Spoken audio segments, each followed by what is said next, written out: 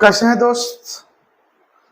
चलिए, आज फिर से हम लोग जो है वर्ग 12वीं की हिंदी के बारे में बात करेंगे। यानी कि फर्स्ट चैप्टर जो है बातचीत का हमने बताया था और आप लोग काफी ज्यादा इंटरेस्टेड पूर्वक उसको देखे भी हैं। इसके लिए आप लोगों को धन्यवाद।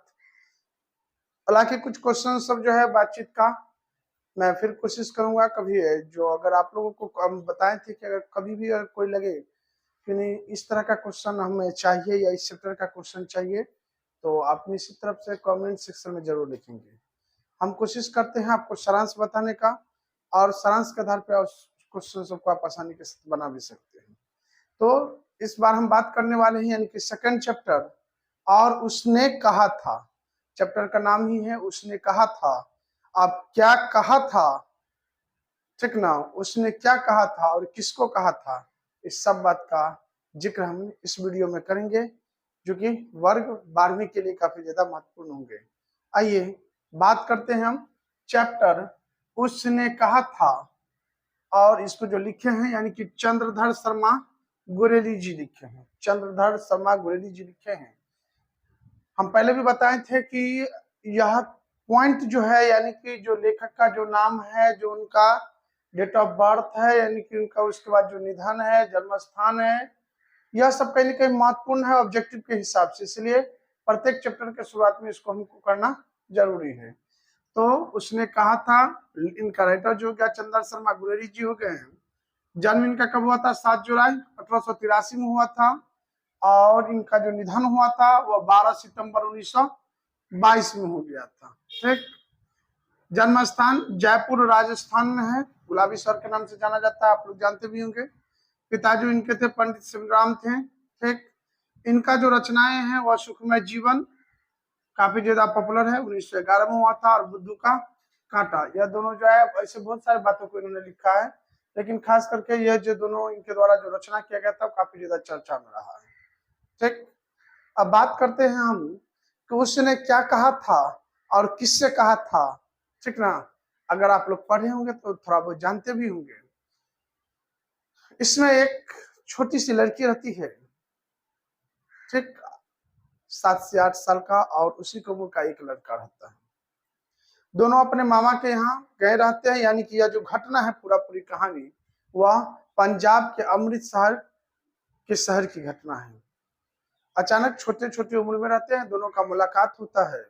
और बचपन में अभी भी हम लोग देखते होंगे जो गांव के बच्चे को हम लोग अगर कुछ कह देते हैं तो चिढ़ता है, तो बार बार बच्चे उसको चिढ़ाने का काम करते हैं, ठीक ना। और बार बार जब भी उसको मिला तब पर भी वही कह करके उसको तंग किया करते। तो वो उसमें भी एक छोटा सा लड़का है और एक छोटी सी लड़की है। लड़का जो है और लड़की दोनों का मिलन जो है वो अमृतसर के सड़कों पर होता है। लड़का जो है बार बार उससे कहता रहता है कि तेरी कुरमाई हो गई है, तेरी कुरमाई हो गई है। यानी कि लड़का जो है लड़की को चिढ़ाते रहता है। लड़की चिट करके वहां से भागती रहती है और धत कर करके उसको चली जाती है। एक बार दो बार जब मिलना हो जाता है, पुनः यह प्रश्न या क्वेश्चन जो है प्रश्न यानी कि चिढ़ाने का जो सिलसिला है लड़का का जारी रहता है। गांव घर में दिखते भी नहीं है, वैसा नहीं तो गांव घर के भी था, अमृतसर के सड़क पे था। तो फिर उसको पूछता है, कुरमाई का मतलब पंजाबी में होता है मंगनी, ठीक ना। कुरमाई पंजाबी शब्द है, उसका मतलब होता है मंगनी, ये कि हम लोग के ठेठ भाषा में कह सकते हैं छेका तिलक। ठीक। वो उससे पूछता, अब जो है लड़की बहुत ज्यादा उससे गुस्सा गई थी, कहता है हो गया, देखता नहीं है ये जो हम सालू, सालू मतलब चद्दर, अपने ठेठ भाषा में चादर कह सकते हैं, चद्दर साल। तो वो जो है ओढ़े हुई थी, तो दिखता नहीं है कि जो चद्दर है कि तुमको दिखाई नहीं दे रहा है, हमारा कुरमाई हो गया। लड़का पूरी माथा पकड़ लिया। जो बड़ा अच्छा है पे तो हम एक उम्र के साथ एक उम्र का बातचीत जो होता है उसका तो बात जुदा होता है। वो बातचीत हो रहा था, कह रहा था, मने मने सोचा था बड़ा अच्छा, कितना अच्छा से इसे बात कर रहे थे, कुछ आगे आगे बात करते इससे पहले कह देती है कि तो कुरमाई हो गया। अरे भाई इतने छोटका उम्र में, ठीक ना। लड़का सोच में पड़ जाता है। पुनः फिर जो है लड़की एक तांगे वाले यानी कि जो घोड़ा गाड़ी होती है, ठीक ना, तांगा, आप लोग तो जानते होंगे, चूंकि हम लोग बिहार से हैं तो ये बात तो पूरी जानता है। तांगा, घोड़ा, बैलगाड़ी सब तो पूरी चर्चित थी। तो तांगा के नीचे में यह आ जाती है, यानी कि घोड़े के पांव के नीचे में आ जाती है। उस समय में जो लड़का है उसे बचाता है। ठीक, उसके बाद जो चंद्रशर्मा गुरेजी जी है, इस कहानी को लेकर के लगभग 20-25 साल के बाद, 25 साल के बाद सीधे इंग्लैंड और जर्मन के युद्ध में लेकर के चले जाते हैं। ठीक ना। अब वह जो लड़का था जो उस लड़की को चिढ़ाने का काम करता था, उसका नया एक परिचय बन करके आया, क्या? लहना सिंह, जो कि नंबर 77 का सूबेदार है। ठीक ना, इंग्लैंड की तरफ से है और वह युद्ध लड़ रहा है। इंग्लैंड और जर्मनी के बीच में युद्ध है, वह युद्ध में लड़ाई कर रहा है। जो लड़की थी जिसको चिढ़ाया जा रहा था, अब वह एक सूबेदारनी बन चुकी है। सूबेदारनी का मतलब यह सूबेदार नहीं कि वह युद्ध में लड़ती है, बल्कि उसका जो पति है उसका नाम है हजारा सिंह, वह सूबेदार है। तो सूबेदार की पत्नी सूबेदारनी ना होगी, है ना बात सही? सूबेदार की पत्नी सूबेदारनी होगी, तो उसका पति जो है हजारा सिंह वह सूबेदार है। और जो लहना सिंह जो लड़का उसको बार बार चिढ़ा रहा था, अब वह जमींदार है। ठीक, इस लड़की को, यानी कि जो लड़की जिसको चिढ़ाया जा रहा था, उसको एक पुत्र भी है और उस पुत्र का नाम है बौधा सिंह। वह भी जो है सूबेदार के पोस्ट पर कहीं न कहीं कार्यरत है। अब इस कहानी में मुख्य रूप से अब 3 किराएदार, पहले 2 किराएदार थे, अब जो है 4 किराएदार हो गए। ठीक, लेकिन मुख्य रूप से जो इस कहानी का जो नायक बनेगा वह लहना सिंह ही बनता है और वह सूबेदार नहीं बनती है। थोड़ा बहुत उसके पति और जो उसका पुत्र है उसका थोड़ा बहुत के बराबर में चर्चा है। दोनों युद्ध के मैदान में रहते हैं, लहना सिंह भी, हजारा सिंह भी और बौधा सिंह भी। जब वो युद्ध के मैदान में रहते हैं तो न तो लहना सिंह को मालूम था कि हम जकरे बचपन में देखा करते थे, जकरे बचपन में चिढ़ाया करते थे, ये ओकरे पति हजारा सिंह है, ये बात उसको भी नहीं मालूम था। और न ही ये बात भी मालूम था बौधा सिंह को कि हमारे माँ से हजारा सिंह जो है बचपन में मिला है, ओकरे तंग किया करता था। इस सब के कोनो जिक्र नहीं, दोनों अपना अपना जगह पे ड्यूटी में तैनात थे। हजारा सिंह को पता चलता, उस जमाना में तो मोबाइल के जमाना तो था नहीं, ठीक ना। हजारा के पता लगता है हजारा सिंह के कि लहना सिंह जो है ना किसी जमीन के सिलसिले में जो है हिंदुस्तान जाने वाला। तो भाई अब अगर हिंदुस्तान जाने वाला है तो जाओ रे भाई हजारा सिंह। हजारा सिंह कहता है लहना सिंह के कि हमारे कहीं घर चल जाना और वहां से कहीं हाल खबर ले लेना कि जो हमारे जो सूबेदार नहीं है वो किस हालत में। अब जा रहा है तो मान लीजिए उसको क्या मालूम था कि एक घटना घटा और दूसर का घटना फिर से घटेगा, ये बात का तो जानकारी था नहीं। क्या घटना घटा तो आप जान गए, क्या घटेगा आगे सुनेंगे। कहा ठीक है हम हिंदुस्तान तो जा रहे हैं, हम आपके घर से, यानी कि हजारा सिंह को बोला आपके घर से आपके परिवार का पूरा हाल खबर लेकर के हम आएंगे। हिंदुस्तान आया, पता किया भाई हजारा सिंह का घर कहाँ है, एड्रेस मिले गया था, जगह पे पहुंचा। जब ये घर के दरवाजा पे पहुंचा तब ये लहना सिंह देखता है, अरे भाई ये तो वही है जकरे हम बचपन में चिढ़ाया करते थे। क्योंकि देखिए कुछ ऐसी तस्वीर हैं जो कितना भी रूप अगर बदल ले, कितना समय बीत भी जाए, तो वह पलक झपकते ही आप उसको पहचान सकते। खास करके वैसे तस्वीर को या वैसे व्यक्ति को जिसको आप दिलो दिमाग से देना चाहते हो। सीधी सी बात, जिस भी किसी चीज को अगर जो व्यक्ति दिलो दिमाग से जितना चाहता होगा उसको कभी भी नहीं भुला सकता है। लहना सिंह गेट पे देखा तो देखते रह गया, यार ये तो वही लड़की है जकरे हम बचपन में चिढ़ाया करते थे। लड़की भी पहचान गई तो वही लड़का है जो हमने बचपन में चिढ़ाया करता था। दोनों बैठे हैं, आपस में बातचीत हुई, वह पुरानी यादें, वह बचपन की यादें फिर से ताजी हुई। लेकिन अब तो कुछ हो नहीं सकता था, अब वह सूबेदारनी बन चुकी थी।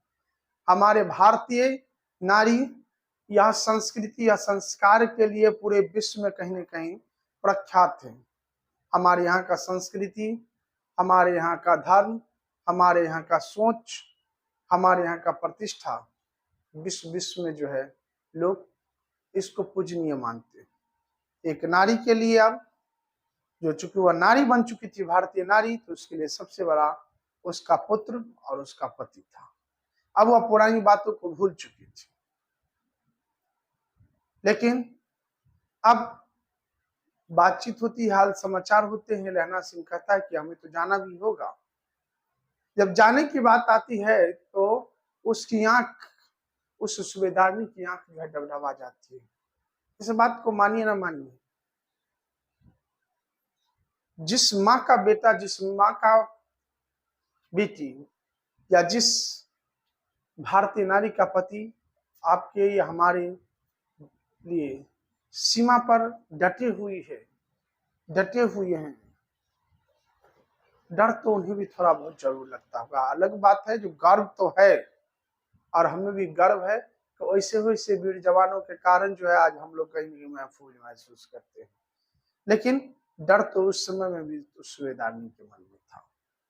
वह उसकी आंख डबडबा गई, आंचल पसार करके उस लहना सिंह को कहे कि तुम मुझे आज वचन दो कि तुम जब तक रहोगे मेरे पति और पुत्र की रक्षा करोगे। हकीकत मायने में देखिए, एक सैनिक के लिए इस तरह का वचन कभी भी देना उचित होगा नहीं, क्योंकि अगर जो युद्ध करने के लिए गया हुआ है वह युद्ध जीत करके आता है या तो वीर गति को प्राप्त हो जाता है। कभी भी इस तरह का वचन दिया नहीं जा सकता है। लेकिन लहना सिंह के पांव में कहिए एक जंजीर रूपी प्रेम जो है कहीं न कहीं उस सूबेदारनी के प्रति चिपक चुका था। उसने उसे वचन दे देता है, जाओ, मैं जब तक रहूंगा तुम्हारे पुत्र और पति की रक्षा करूंगा। वह प्रेम रूपी जंजीर जो है ना, वह लहना सिंह को बांध देता है और वह उसको वचन दे देता है। वापस वह युद्ध के मैदान में आता है। इस बात को हजारा सिंह और बौधा सिंह दोनों गौर करता है कि जब से यह हिंदुस्तान से लौटा है, हम लोग का कुछ ज्यादा खातिरदारी कर रहा है,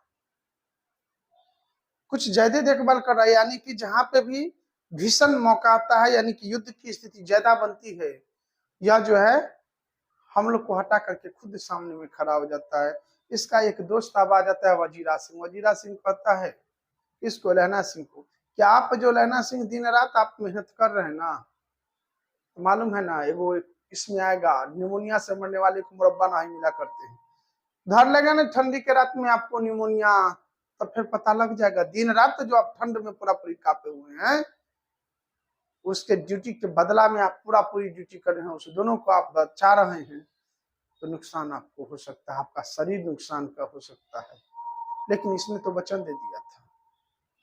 और लहना सिंह था भी, वो तो कहता था कि एक बार फिरंगी मैम अगर कह दे तो हम देखे 60 जर्मन को नहीं मार करके चले आए तो फिर मुंह नहीं दिखाएंगे। ठीक है, वो कहता है कि जो सेना होता है ना, वो लड़ने के व्यू से होता है, घोड़ा जो होता है फिरने के व्यू से होता है।